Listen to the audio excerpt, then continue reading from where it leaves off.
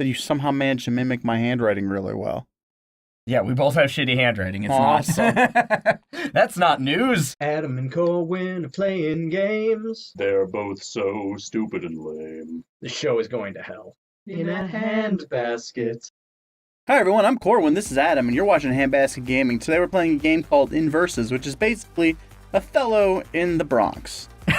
I described it as Othello with guns, but I like Corwin's. So yeah, you fire your little cube bullets in order to take control of territory. You can only move through the opposite, like I can only move through the white squares, he can only move through the black squares, and we get blocked by our own color. Fuck me. Mostly because you wouldn't be able to see your square on the other thing, and I'm talking now, so I'm losing. God damn it! It's literally all of the practice matches I won handily. And damn it.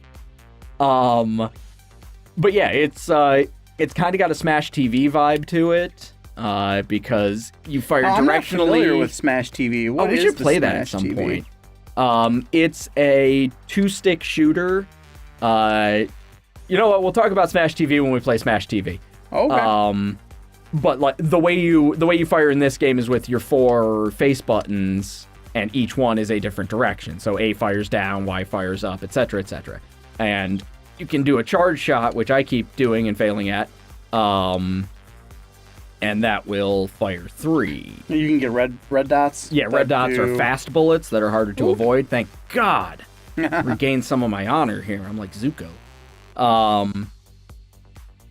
But yeah, it's a really simple premise, but very fun and very repeatable, because this is almost zenful. Like, I'm just like, no, yeah, it is kind of chill. Like, now that we're like, I was expecting this to be very, very frantic, like, you know, usually we are when we're playing multiplayer games.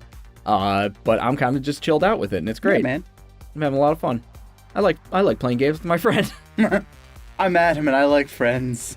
Oh, okay. Maybe I will talk about Smash TV just because. No, it's okay. I'm going talking to. about. Oh yeah, we're going to talk about that poet. Yeah, I was talking about a poet in the last thing that we were recording. Oh, that I really enjoy. His name's Sean Kyozen. Mm-hmm. And I was just saying that I find his work really inspirational.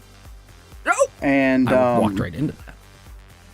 The thing about it is that I felt like when I was listening to him, you're saying you didn't really get into poetry very much. Yeah. And I was saying until I started hearing his stuff, I didn't really either. I wasn't like opening up a book of good old like Thoreau and being like, "Hey, buddy, take me to the woods." Good old Billy Shakes. And Billy Shakes with some of his fucked up stories. Oh, whoops! I hit retry. Nah, whatever.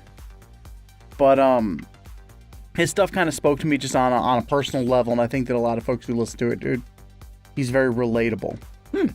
And one thing I really like about him is, like, he was several years ago was a big influencer for the movement to like against like he was actually the first that I had heard bring up the like anti-bullying. Okay. Like, hey guys, how about you just stop being dicks like, to hey, each other, let's sort of not. things. Can we not? Yeah. Which I think a lot of movements could benefit from that tagline. It's just like, could we not? This Please, should not be can a we thing not? that we do. No. Ooh. Good little block there, buddy. Don't you patronize me. What? I'm supporting you. Yeah, supporting me and shooting me in the back. Well, that just goes to show how a lot of Friend, things. Can we not? Can we just How about not? we don't? Can this not be a thing that we do here? Anyway. Oops, that's just gonna miss. Get me out of that hole. But yeah, it's interesting. I lost my train of thought. It's interesting how I lost my train of thought. Initially, I was on the it's interesting how you can be accidentally on the exact wrong side of something with just your knee-jerk reaction if you don't think about it. Yeah. What I mean is that initially when the anti-bullying movement came about, my knee-jerk reaction was, I was bullied in high school. I turned out fine. Like, I was bullied all through school because I was a nerdy kid. So, you know, deal with it. And no, like, because can we not? But it's weird that that's where, like, it's kind of human nature where you just, if you don't think things through all the way, it's really, like, and if you don't, like, fight against your initial nature of stuff, then it's really easy to end up on the wrong side of stuff. Like, it's... I understand what you're saying, and I kind of get that being like, hey, this is your immediate reaction to it. For me, where I started feeling more, maybe involved isn't the word, but more really supportive of trying to see what we can do about that sort of thing was listening to his particularly one of his poems, and I was actually thinking more about the times that I was a bully and just how fucked up it was. Because when I was a little kid, I got picked on a whole lot too. That's what happens to kids. And then I moved to a different school. And when I moved to the different school, everything changed for me. I became really popular for some reason. And I found myself sitting at the cool kids table doing what cool kids do, which was pick on other kids. And there's I've got a few memories of things I did being at the cool kids table, hanging with the cool kids, that was so jacked up when I look at it as an adult, and I find it really upsetting that I was involved in that in the first place, or that I did some of the things that I did that I just, to this day, it makes me cringe and kind of have shame for it. Oh my God, I didn't realize until just now when you were talking about that I definitely bullied some kids. Yeah, no, you always Like, you find out that you're like, you know what? Because that was a, because it wasn't that I was one of the cool kids. It was a coping mechenism. You kind of just yeah, exactly. It's just like like you find someone who's like lower down on the ladder than you, and then like it's a self-perpetuating cycle, and that's there's a thing shitty. actually that one of your heroes, Josh Whedon, Will Wheaton, not Josh Whedon, Will Wheaton had said. Somebody, one of those guys. There was a Wheaton involved. There's some wheat. It was actually just a bale of wheat that said this. Or I was watching this thing where he was talking to this like 8-year-old who was asking him if he got bullied, basically. And one of the things he said is like, listen, it's just hard to imagine, hard to remember, but the bully it has nothing to do with you, has nothing to do with your hair or whatever it is that they're picking on. It's really just that they're upset about something. And they're taking it out on someone near them. Well, and that was something that like I think that's what it is. Yeah, exactly. Like that's something that my mom would always tell me. It's just like, you know, they're insecure about something. Like bullies are not like it's about them, etc., etc. But that really doesn't click when you're being, you know, mercilessly mocked and beat up and stuff. Like it's not.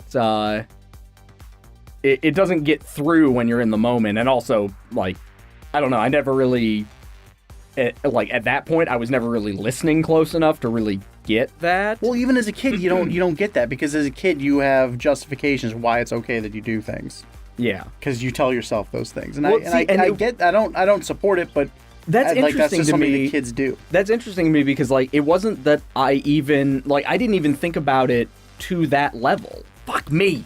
I didn't even think it through that far where I was realizing what was going on. Like, I didn't justify it so much as it was just a thing I was doing. It wasn't, hey, this is bad and I'm doing it because this. It was just, I'm doing this because I'm doing this. Like, that's all. Like, the end of, full stop.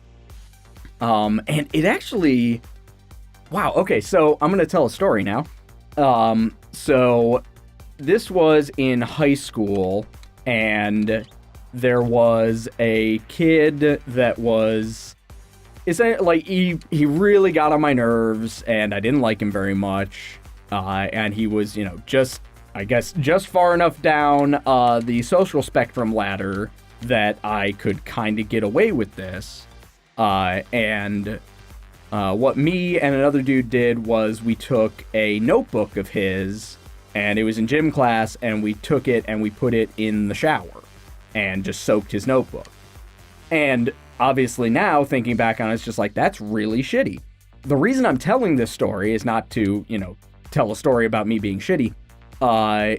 It's to tell a story about another kid who was exemplary, especially for that time. Because when that happened, this other kid in our class who had bullied me mercilessly, for years, came up and yelled at me about it. He's just like, this is someone else's work. Like, this is his homework. What the fuck is wrong with you? And yelled at me and went off on me about it. And he was absolutely right.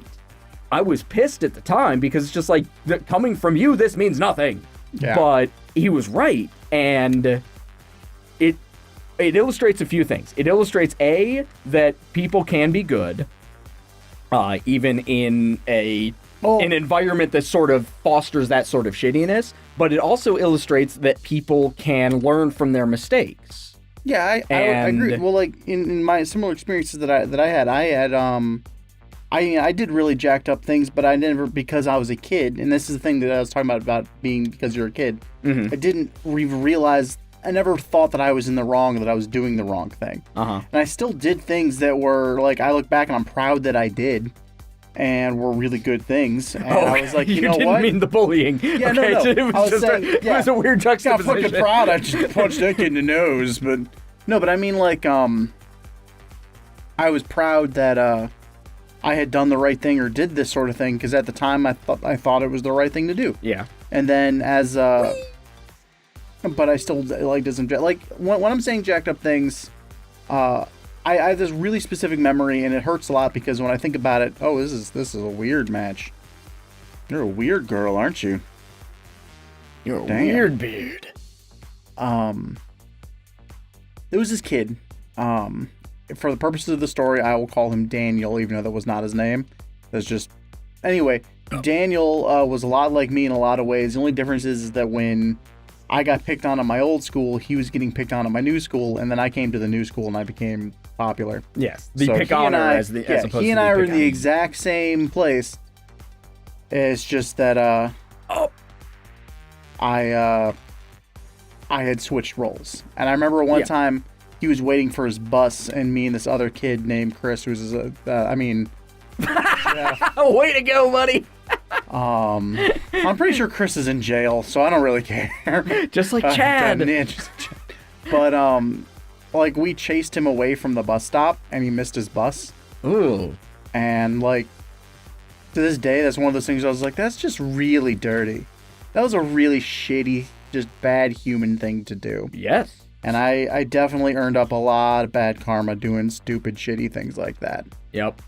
But So- at that point, you're kind of like, you're compensating for things that happened to you. So, in fitting with the theme of this game, you could say that it's not all black and white. God damn it, Adam.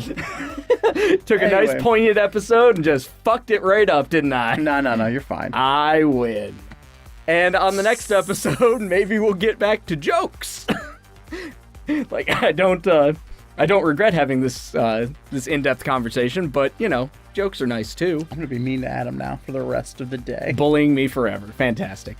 What do you think is the worst mistake we ever got away with? Like, we fucked up and didn't get caught. Answer down below. We'll record the right answers and get shout-outs to people who get it right. Give us game suggestions down there as well. We'll do our best to play them. If you like our stuff, subscribe to the channel. If you have friends who would like our stuff, please share the videos around to them. Bye. End